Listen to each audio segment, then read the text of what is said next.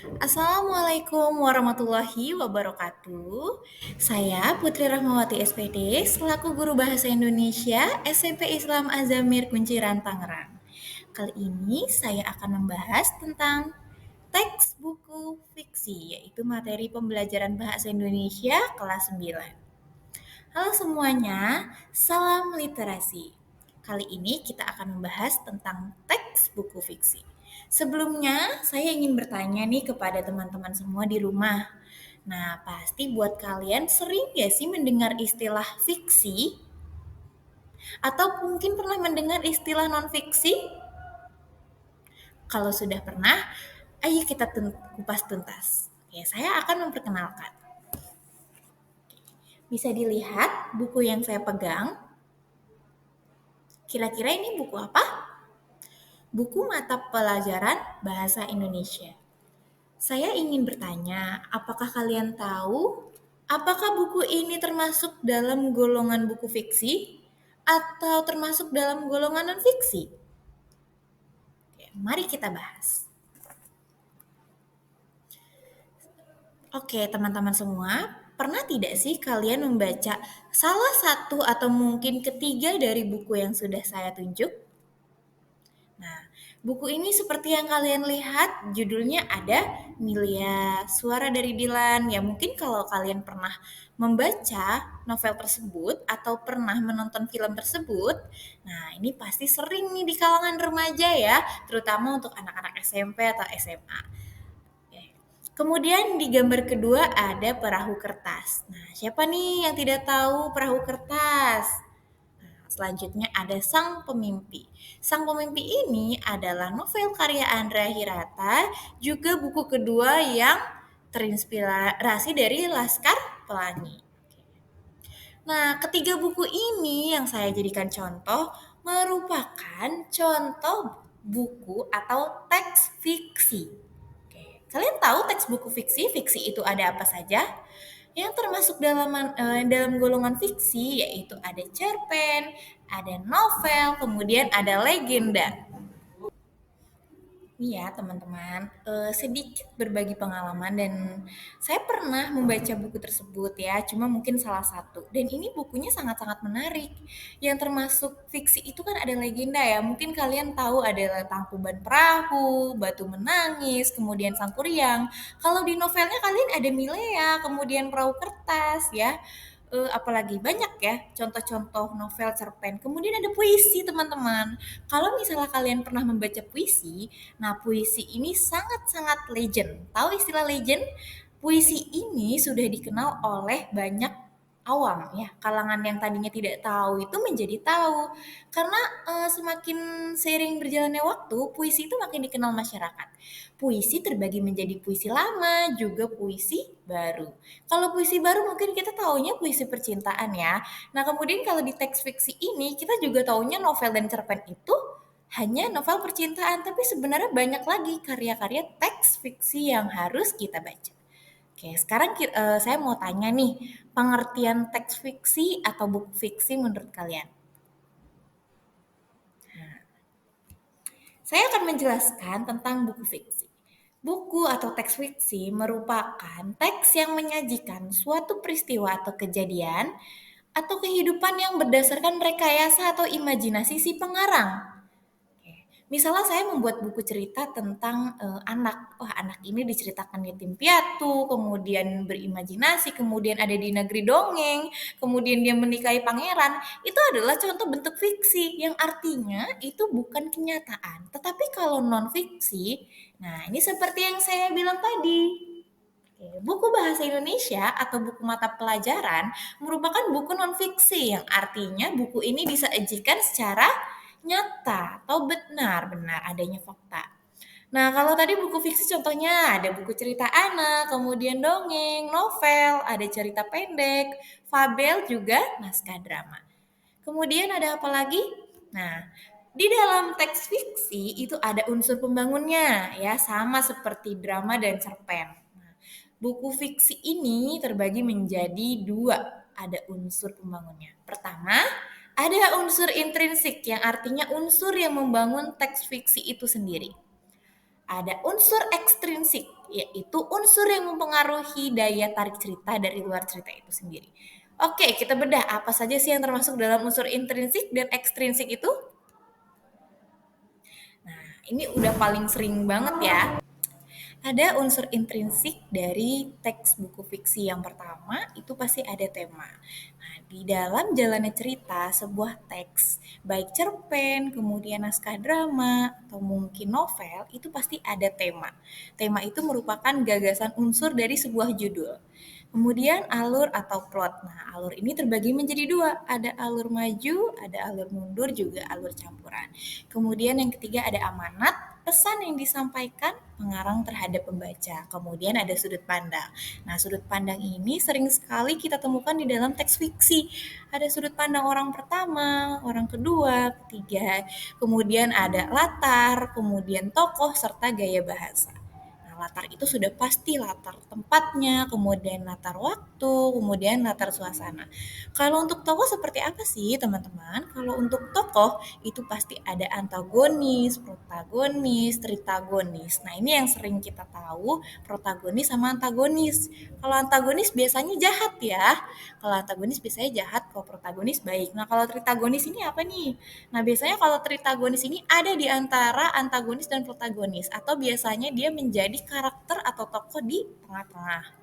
Kemudian ada gaya bahasa atau biasa kita sebut majas. Lalu apa sih Ibu unsur ekstrinsiknya? Oke, lanjut di slide berikutnya.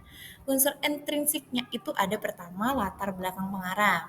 Semisal saya membuat sebuah cerpen. Nah, cerpen ini dibuat berdasarkan latar belakang saya sebagai pengarang.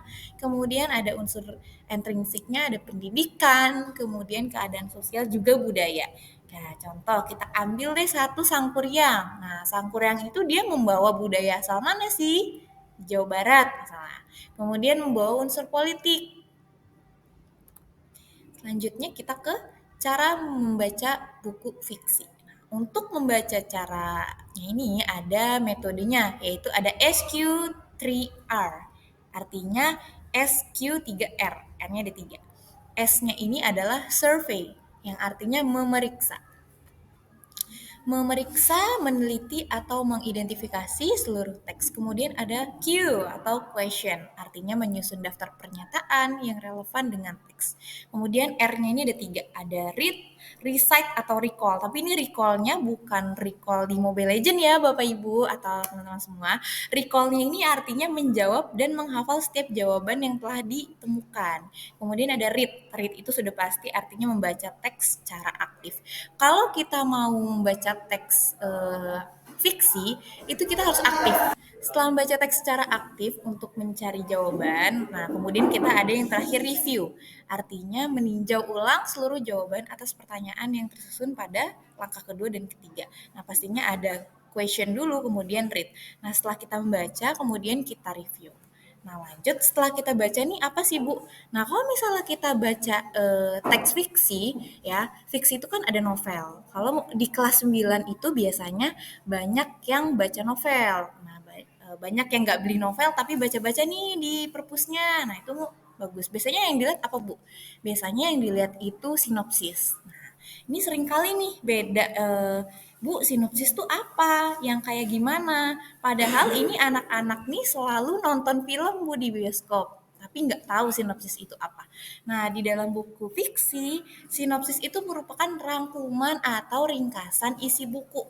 Rangkuman atau ringkasan isi buku. Nah, di dalam sinopsis ini merupakan hasil dari semua gagasan pokok atau intisari sebuah tulisan atas buku menjadi bentuk yang ringkas atau pendek dengan tetap mempertahankan urutan nih dari isinya, latar tempatnya, kemudian sudut pandang pengarangnya sesuai dengan teks yang aslinya.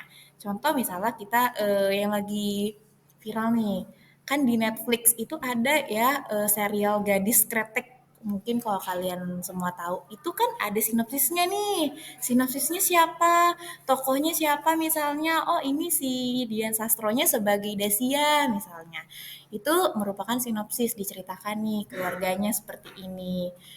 Itu alur-alur dan tahapannya diceritakan di dalam sinopsis dirangkum. Lanjut kemudian kita langkah-langkah menyusun rangkuman buku. Nah, ini yang paling sering jadi PR di kelas 9 itu sulit banget kalau untuk merangkum buku. Gimana sih cara ngerangkumnya, Ibu? Pasti nih kalau anak-anak kelas 9 disuruh ngerangkum buku itu ya bukan dirangkum, tapi dia nulis ulang, mencatat ulang gitu. Tapi ya harusnya ada step-step untuk menyusun rangkuman buku. Pertama, baca nih gitu kan. Kita harus baca dulu dan pahami informasinya. Karena kebanyakan anak zaman sekarang itu susah membaca. Maunya tuh gadget. Bu, saya pakai HP ya gitu. Bu, saya YouTube ya gitu. Oke, nggak masalah sih dengan adanya kemajuan teknologi tersebut. Cuma kalau untuk menyusun teks fiksi, buku, itu biasanya kita harus baca dulu. Baca dulu, pahami dulu, kemudian apalagi daftar isinya nih, kata pengantarnya apa gitu. Daftar isi kan banyak ya, ada subbabnya. Kemudian kita harus perhatikan sistematika penulisan bukunya. Nah, terus kemarin tuh saya udah belajar sama kelas 9 tentang penulisan buku. Kayak dari daftar pustaka. Daftar pustaka itu yang ditulis siapa sih? Kayak misalnya nih, kan ada nih saya punya murid namanya panjang banget. Nah, itu gimana sih cara penulisan daftar pustakanya? Oke, misalnya oh nama tengahnya disingkat jadi inisial aja gitu kan. Kemudian abis itu kita mencatat peristiwa penting di dalam menyusun rangkuman buku. Nah, habis dicatat gimana nih Bu? Habis dicatat, kita rangkai kembali. Kita kembangkan peristiwa penting itu di dalam setiap paragraf. Oke, gimana? Jadi teman-teman semua sudah paham materi tentang teks fiksi? Selanjutnya kita berbicara tentang hubungan antar unsur dalam buku fiksi. Nah ini antar unsur dalam buku fiksi ini memiliki kaitan yang sangat erat ya, tidak bisa dipisahkan. Nah buku fiksi ini kan ada unsurnya alur, ya amanat, sudut pandang, kemudian latar dan tokoh itu harus mengacu pada tema gitu. Kalau misalnya kayak misalnya bikin drama tentang kisah tanah Jawa. Tapi nih alurnya nggak nyambung, kemudian si tokohnya juga nggak bisa bahasa Jawa. Jadi gimana bisa mau dapet gitu ya? Nggak ada unsurnya berarti. Nah, maka dari itu unsur kaitannya itu sangat erat dan tidak bisa dipisahkan. Oke Bapak Ibu. Selanjutnya kita ke langkah-langkah menyusun tanggapan terhadap buku. Ini materi terakhir yang akan menjadi pembelajaran kita, yaitu langkah menyusun tanggapan terhadap buku. Ini sama, gak jauh beda sama yang tadi, langkah menyusun rangkuman. Selanjutnya kita ke langkah tanggapan terhadap buku. Nah, pertama nih, membaca buku dengan saksama sampai tuntas. Kemudian tandai bagian-bagian buku yang dianggap menarik. Nah, biasanya tuh suka pakai sticky notes ya. Atau biasanya pakai apa tuh? Stabilo. Pakai stabilo kita catat yang penting-penting. Kemudian setelah kita tandai bagian tersebut, kita susun tanggapan tersebut secara objektif dengan alasan yang logis dan masuk akal ya. Sama aja kalau misalnya di Islam itu syarat sahnya sholat itu adalah tidak gila ya, pastinya waras. Nah, kalau misalnya di penyusunan terhadap buku, syaratnya itu kita harus menggunakan alasan yang logis dan masuk akal. Jadi secara objektif. Kemudian membaca tanggapan itu terus berulang kali. Nah, dibaca terus dan diperbaiki jika ada kesalahan. Baik, teman-teman semua, mungkin itu saja yang dapat saya sampaikan di media pembelajaran kali ini.